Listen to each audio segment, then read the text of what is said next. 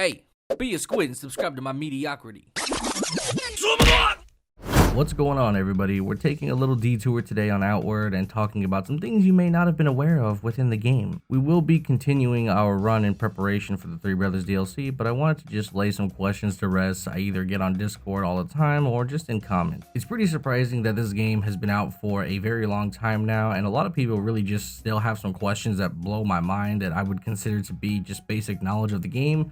But then I come back down to reality and realize I play this game way more than I should, but yeah, I feel like it's just time to address these questions.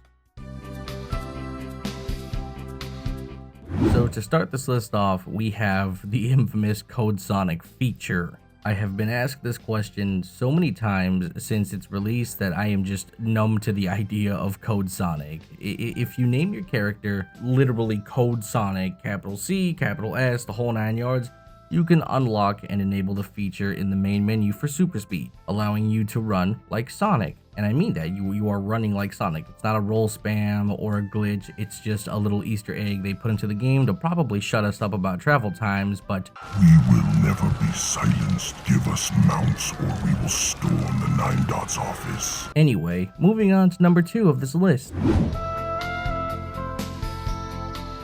Different damage based on your combos. Yes, that is right, lads. We have quite a few different damage options for an array of weapons based on what combo you use. We will take the thrice wrought halberd as an example. So if we take a look here at this chart, you can see there are different damage outputs between each combo. If you do left click or just base attack with your weapon, you will do 18 fire and frost damage along with 43 impact, and this will cost you 7 stamina and perform a 2 wide sweeping strike going from left to right. This is your standard safe move when you're getting gassed on stamina. However, when you have a lot of stamina and buffs applied, you can get a little more aggressive with different combinations. These can be very dangerous due to recovery times and other just, factors depending on what you're fighting, what does a lot of damage, if they punish you, are you gonna die?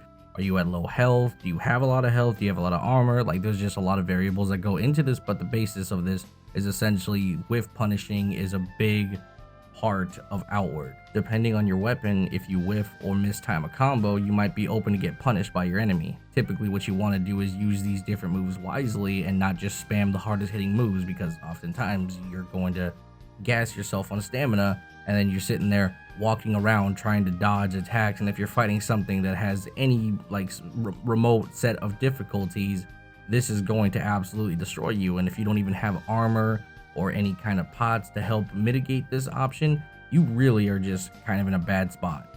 Let's do a small example of being smart with your attacks. Let's take the halberd special attack, which is a forward thrusting strike. So this is a good spacing move that allows you to poke your enemy from maybe a distance that is safe for you and maybe not so safe for them. If they don't have any kind of extending weapons, or if they don't have any sort of gap closing moves, you might be able to poke them freely and just get them down. This is why spears and the halberds kind of have a pretty good spot in terms of a spatial weapon, but they're not exactly the heaviest hitting weapons ever. Usually the ones that do the most damage are the ones that are the most dangerous, so just kind of keep that in mind. Something that you might want to get used to in the first starting area if you're just starting in Outward is the bandits are a very good base for understanding basic combat, which I know that sounds really goofy to say because we all know how retarded they can be with holding the block button forever, but essentially they will do one of those two things, either block forever or they're going to use really heavy recovery options, abilities that just allow you to kind of whiff punish them every single time. So as you're fighting bandits and among other things, you will be able to kind of get an idea of when to hit something, or when you can use a heavy attack, or maybe when you can use a special or an ability perhaps.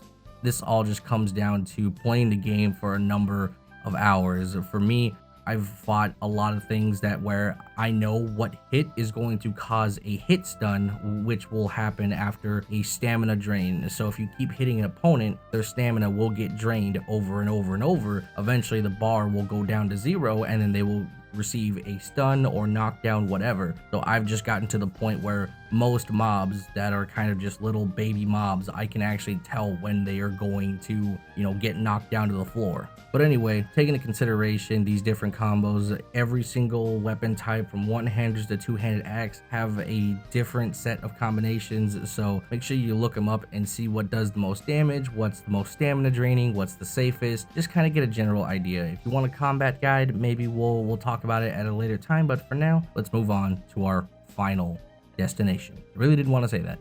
Why did I say that?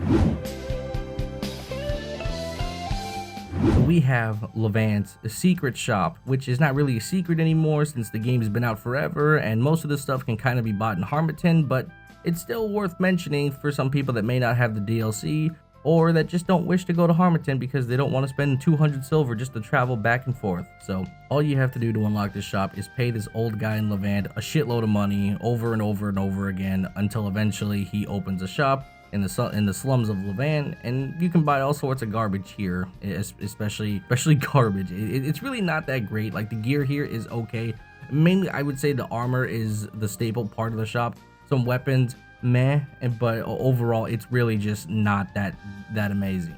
This was a typical early game unlock for me back in the day because I would get some decent armor without having to go through the main story just to get an armor set that may or may not be good for my build. So like right now during my playthrough for getting prepared for the Three Brothers, this is kind of like an option that I'm considering. I mean, I could obviously just go to Harmattan and buy some stuff there because they have more armor options, but I just don't know what I'm trying to do right now because I'm still debating and stuff, which is why we're doing this video. But anyway, that's going to be 3 things that you may not have known about Outward, or that you just, I don't know, I was just feeling the void here. But we will continue our playthrough on Monday, and hopefully you guys are ready for that. But yeah, leave some comments down below exactly what you want me to do for the week. Perhaps maybe we'll come out with a schedule or something. I have no idea. I'm just kind of guessing at this shit. But that's gonna be it. I will talk to you guys later. Bye bye.